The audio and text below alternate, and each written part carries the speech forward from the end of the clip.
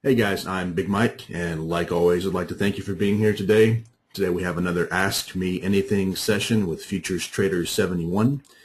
The AMA sessions are designed to be quick and casual. There's no prepared presentation, and they are limited to 30 minutes.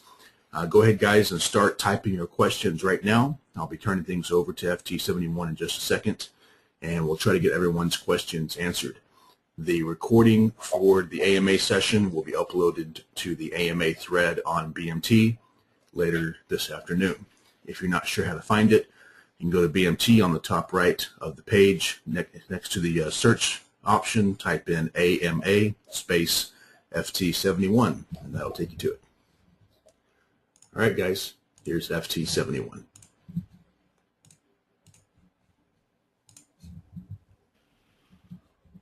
Good morning, everyone. Can you hear me? Test? Can you guys hear me? Okay, thanks. Real quick, I have to start with a risk disclosure. It's required by the NFA. Zone futures and retail off-exchange foreign currency transactions involve substantial risk of loss and is not suitable for all investors. Not sure why my slide is that way, but past performance is not indicative of future results. So let's look at our questions. Hey, FT. All right, first question comes from Mr. E. He says, FT, what is the most valuable piece of information or lesson learned that made it click for you? Wow, really good question. You can almost talk about that for a long time, but the key element, which I think escapes pretty much anyone that I've come across in the last 3 years being out in the public, is just non-respect for risk. The idea that hey, I can get in here at $500 a contract and make myself, a few $100s a day by just guessing where I should get in and out of trades. To me, that idea has probably cost more people than we can count their accounts. So I think the short answer is, the thing that made it click is, to be blunt, is stop being stupid. I used to come in. I used to have a small limit, like $500 or $300, I think, when I first started in futures. And I used to come in and I used to hit it within 25 minutes of the open. Wow, you're really climbing here. 25 minutes within the open, and that was it. I hit my limit for the day. Platform shut off, and I have to sit there all day long and watch the market and do homework and listen to other people trade and make money. So to me, until I got to the point where I just said, just cut the emotional stuff out and really develop, a way of managing risk, cutting my risk down, and really trade probabilities. I think that's the hard thing, is like getting people to understand that as a trader, you cannot know what the future holds on this particular trade, whatever trade you're taking next. And so you really need to live by the probabilities. In order to live by probabilities, you have to do homework. You have to see, and I just answered a question this morning for someone in the AMA thread on Big Mike. With regards to that, the person was asking, hey, how do you, fine, I get the theory, but how do you enter? How do you know where to enter and exit? And the answer, quite simply, is you test it and test it and test it until you become really, really familiar with how this beast moves. And then based on that, you start to formulate a plan. And you get more and more comfortable with that plan as long as you maintain your discipline. That's what made it click. And I actually ran my account way down and actually was running out of money when this happened for me. It went from something I did as a kind of a hobby, not a hobby because I was part of a professional trading group, a prop shop, to something where it was a survival thing, where I was down to a few $1,000s and a new baby daughter and so on, and it's just like, okay, enough's enough. And that's what it is. I think most of the time it's people's attitude and commitment to this that really gets them. You know, and it's something I struggle with all the time on days like yesterday, where I watch people just chew through 20-30% of their account when it's just not necessary to do that. Hope that answers your question. Okay. Chuck has the question, do you trade breakouts of the open swing high or low, or do you trade off those levels if price hits them later in the session? I do under certain circumstances. If there's, and I might lose some of you here, if it's an open auction out of range type opening, and I suggest you just look at some of the videos on my website. If there's an open auction out of range, in other words, the market opened way outside of the prior day's range, and instead of blasting towards the prior day's range or blasting away from it, it trades both ways, which means that the bigger traders, the larger participants, are waiting on the sidelines to see, is it okay to step in now and execute a 50,000 contract trade or whatever size they're trading. So what it does is it opens, and then it goes up, then it crosses the open and goes down, then it crosses the open and goes up. And today is that kind of an open where it's an open auction. If you look at today's chart, this is a 2500 volume chart. This is an open auction right here where it's just trading both sides. This is what's called an open auction. I do not trade breakouts on a day like today because we opened in the prior day's range, in the prior day's value, although there is no value in the trend day. But had this open occurred way down here, actually there's a huge gap below us here, painted green, but had it open out here and it started to break higher under that circumstance, I do not chase, but I would take a breakout if the opening swing is tight. In other words, it's less than 2.5 points, and it starts to break out. Then I may take a breakout. But generally, I don't trade breakouts because by the time the breakout happens, it's already moved so far. Frank asks, on the image you posted on Twitter this morning on the volume breakdown pain indicator, what are your preferences? I don't remember what image I posted, but it's probably what you see here, right? If you're here, just say yes or no. What are the preferences? He says yes. Okay, yeah. The preferences for the volume breakdown is right here. These are called delta bars, and all they're doing is these are bars that are created. Let me zoom in a bit. See, all these are it's a measure of the number of contracts that have been traded at the offer, in other words, at the asking price or the next higher price. It measures that minus the number of contracts traded at the bid, in other words, aggressive sellers. So this is just measuring people who decided to cross the market and actually reach higher to buy or reach lower to sell, and it subtracts the two from each other and tells you the exact contract count of that per bar. This is a 2500 volume bar, but if I switch to like a 3-minute, the bars get bigger. So what this is saying is when this particular bar, this green bar up to 61.25 happened, about 8,000 to 9,000 contracts lifted the offer than hit the bid. That's an aggressive buy. So those are the parameters. The lines behind it, the gray bars behind it, is what's called delta momentum. All this is it measures consecutively when the delta is negative, it keeps adding them together so I can see what the momentum is in that move. Okay. So that's just that's cumulative delta, right? That's what it's known as, at least on BMT. Yes, cumulative delta. Okay, Yeah. Jeff asked the question, FT, I know that you use larger rotations to get into a trade. What do you do upon, say, a high, tight bull flag setup where you don't get the rotation? Do you just above a key level, like an IB or a composite low volume node, is that a trade you would not take?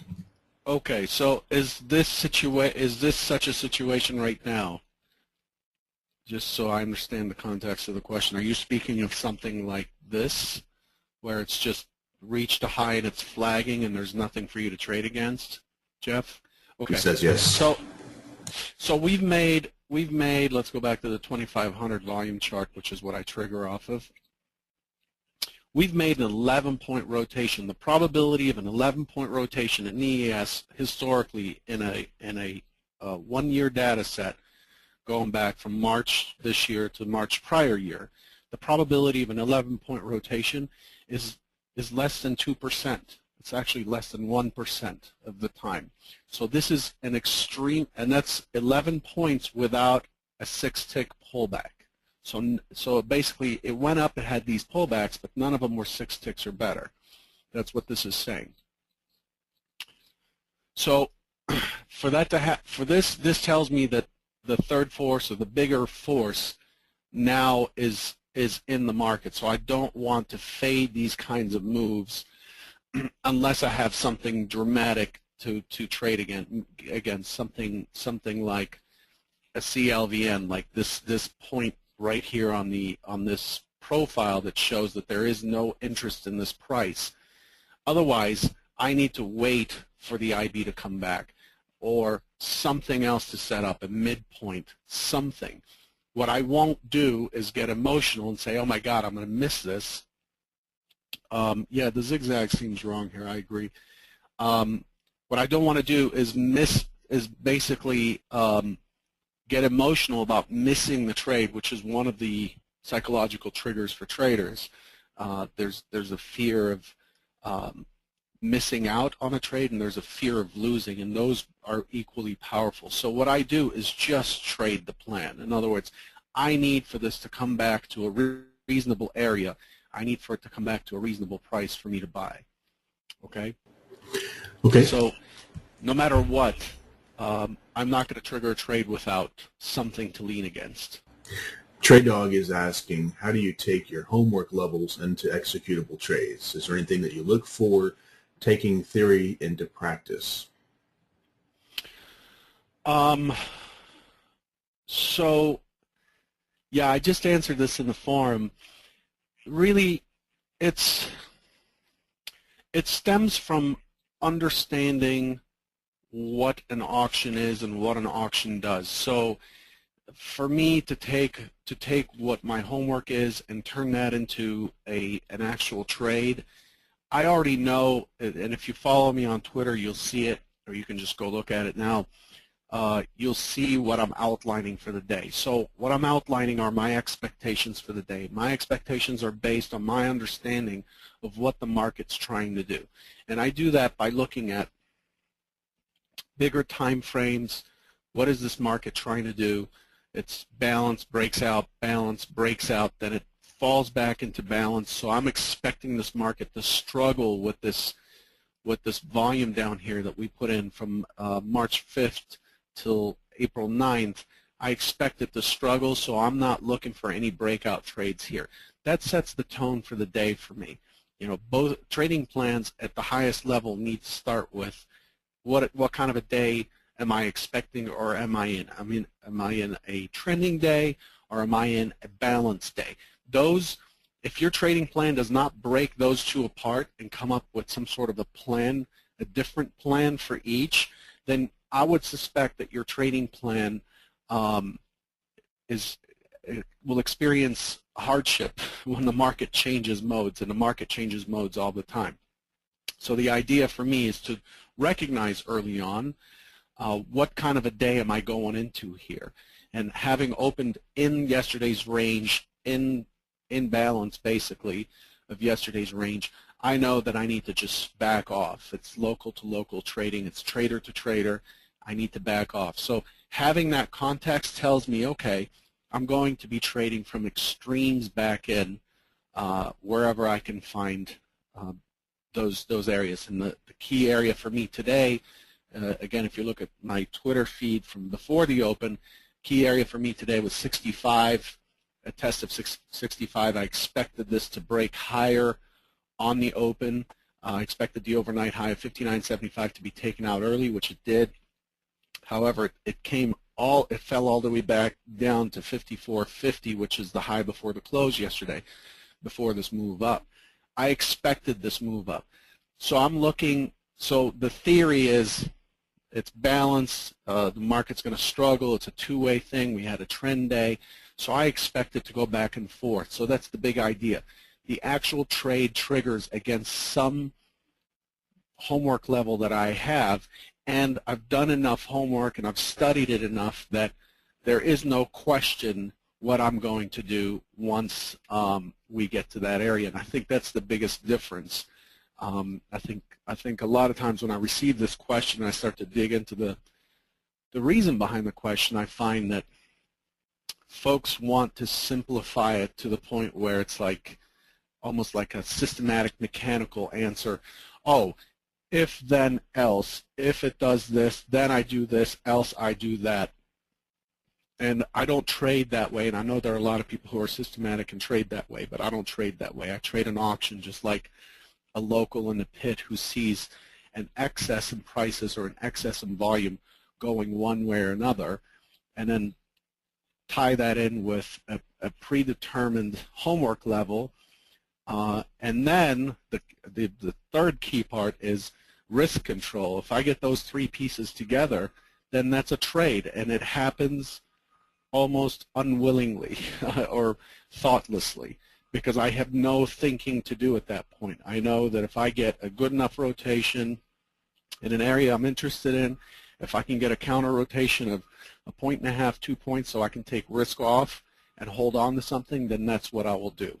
Okay, and so I can't give you an answer that says I wait for the 8-bar moving average to cross price and then I trigger it. I don't trade that way.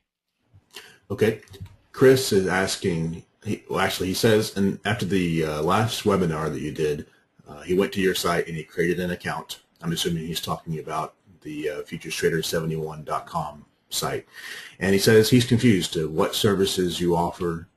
Will you please go over the different options that he has in order to learn from you?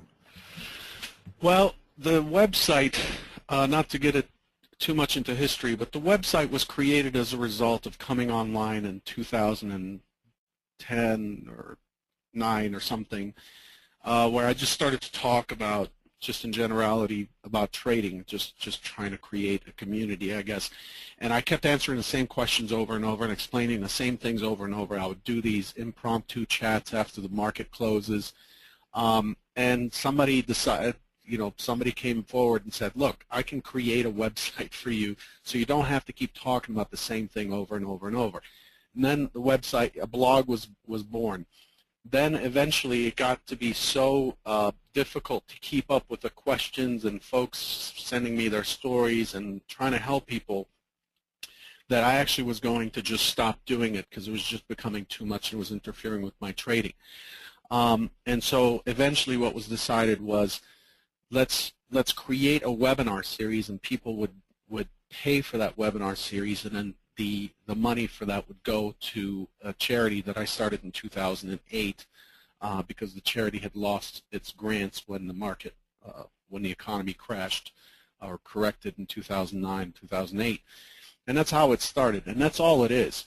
The website is just a depository of information based on what I research, my experience, questions that I get asked a lot, and so I make a video and I post it on there.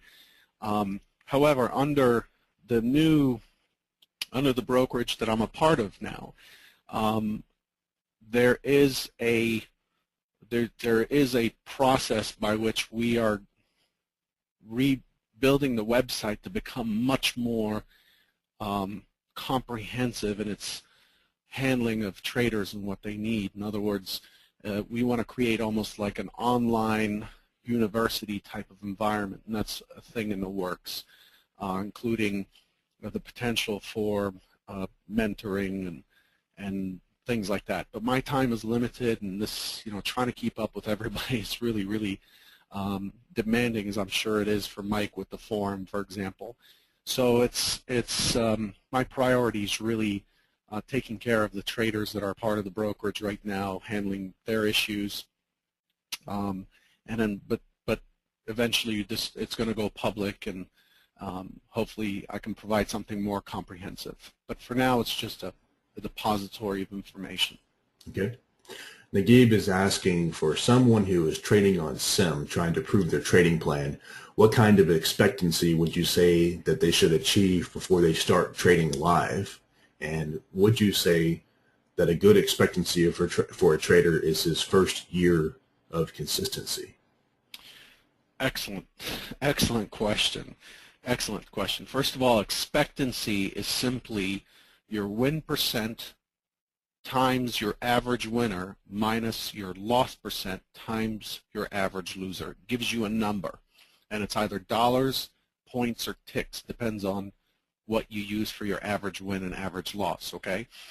I prefer to use ticks. Forget dollars. Don't use dollars in anything that you do when you're trying to learn this, because dollars create emotion. They create a tangible thing that we hold on to. So I'm going to talk about it in terms of ticks. So with, for example, the trade analyzer that we have, the ultimate goal here is to figure out what is your expectancy for the very next trade based on the 200 or so trades that you've taken already, or how many ever there are. Your expectancy tells me what is the likely outcome of the very next trade. And so a few things you have to pay attention to when you're in sim. One, you should always penalize your exits by a tick if your exit's a limit. You should not do so for a stop. A stop is a stop, and assuming the product is liquid enough, the stop's going to get triggered at market. However, most simulators don't cue you the same way the market does. Our trading platform tries to, but it's not always able to. But when you put out a limit, like let's say you bought 61 1/4 and you have an exit at 64, and the market comes up and fills you on sim, chances are it'll fill you as soon as 64 is touched. Assume that you didn't get filled until it touches 64 1/4. You want it to trade through 64. So that's one thing, and that's going to reduce your expectancy quite a bit. Okay, but you have to do that to represent what reality is going to look like. So don't take your sim results as they are. Your stops are fine, but your exits, your limit orders when you exit trades, really needs to be penalized by a tick. So once you do that, do the computation, make sure you do that. Second, the expectancy for you to be flat after paying exchange fees and commissions and all the costs that associate with trading will be approximately 1 tick per trade. Okay, so that's about the expectancy that you would need. That's $12.50 in the ES. Are your costs $12.50 per trade? No, but throw in your charting package and all your other expenses, and it goes up to $20 sometimes or whatever. But expectancy for you to be flat is probably a tick or two. I would not go live with anything that's less than 4 ticks or better. You need 4 ticks or better. That's $50 per trade in order for you to go out live and start testing your system live. And that's the reason why I've been pushing our trading clients towards trading something like the micro euro, the M6E contract. So we've made a push to reduce the cost of the M6E and then have people trade that product live at $1.25 a tick. It's a very, very small tick, so that they can experience the emotions involved with trading, learn how to monitor and journal their progress live rather than doing it through a simulator. But essentially what you need is probably a 4-tick expectancy would be ideal. It's very, very hard to get 4 ticks per contract, trust me, as an expectancy, because when you factor in your losses and your wins, that number falls fairly quickly. But if you can get to 4, that's an excellent starting point in my opinion. Okay. Michael is asking, what are the two most important things to know in using market profile? And I think that it's fair to expand that question to volume profile like you use. The two most important things to know market or volume profile.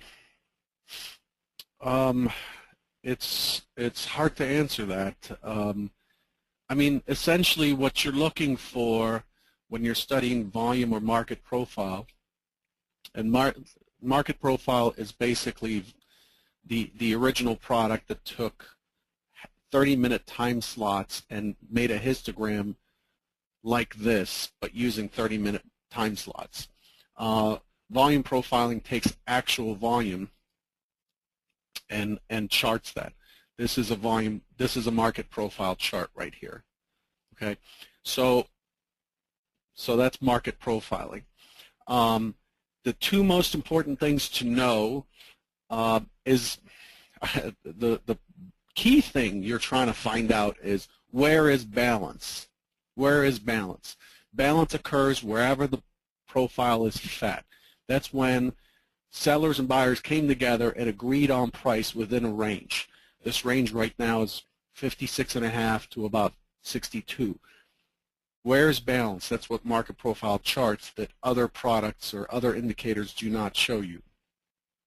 The other one is, okay, if I know where balance is, how much of it is there? In other words, as this gets fatter, let me try to use a pen tool here.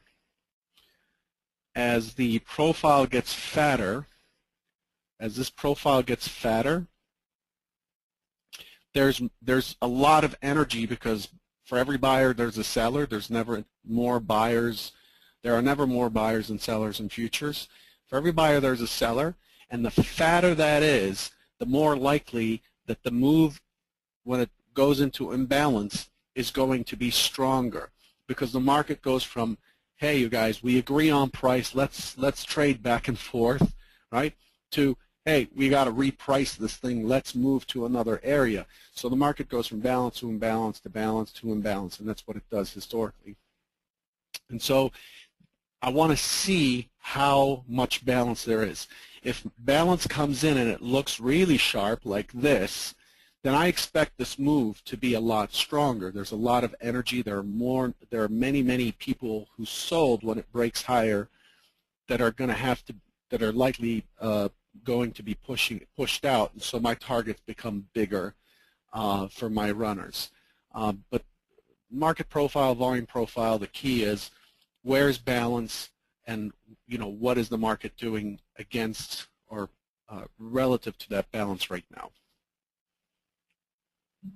Okay, Ben is asking, FT, I'm sure that you still have slumps in your results, but at this stage in your development, do you have any slumps in your execution and where you find yourself repeatedly deviating from your plan and trading impulsively?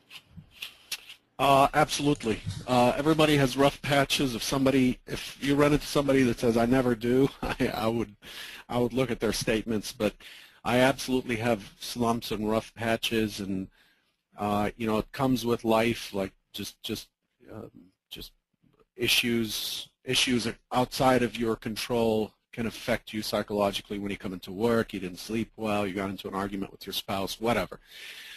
So it happens, and also sometimes my read on the market just isn't there. Like I'm out of sync. It's time for me to take a vacation or take a break away from trading.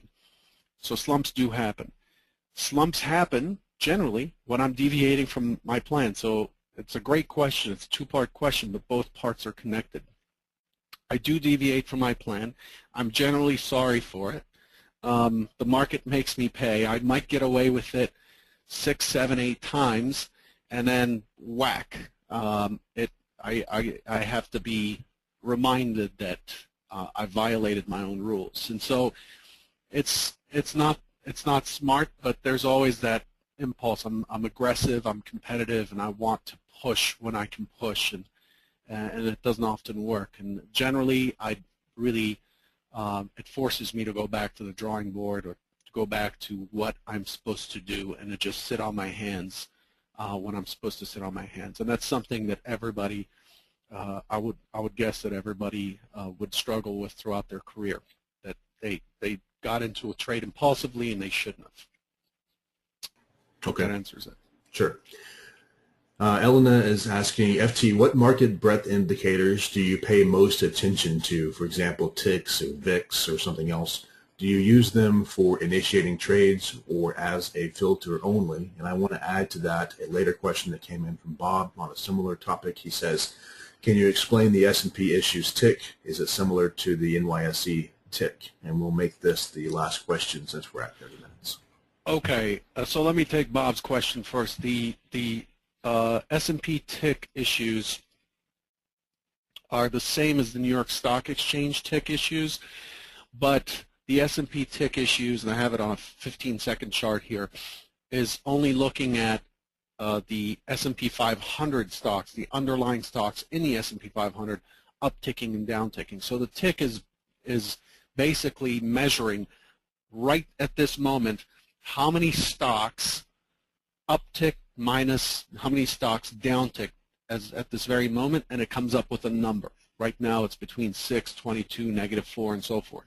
The difference between the New York Stock Exchange tick and the S&P 500 tick is the New York Stock Exchange is looking at a universe of 8,700 or 8,900 or some large number of stocks and is giving you that number in the form of an index. I'm not really interested in the New York Stock Exchange, and I'm not interested in almost all of those stocks. I'm interested, because I'm looking at the S&P 500, I'm interested in what the S&P 500 underlying stocks are doing.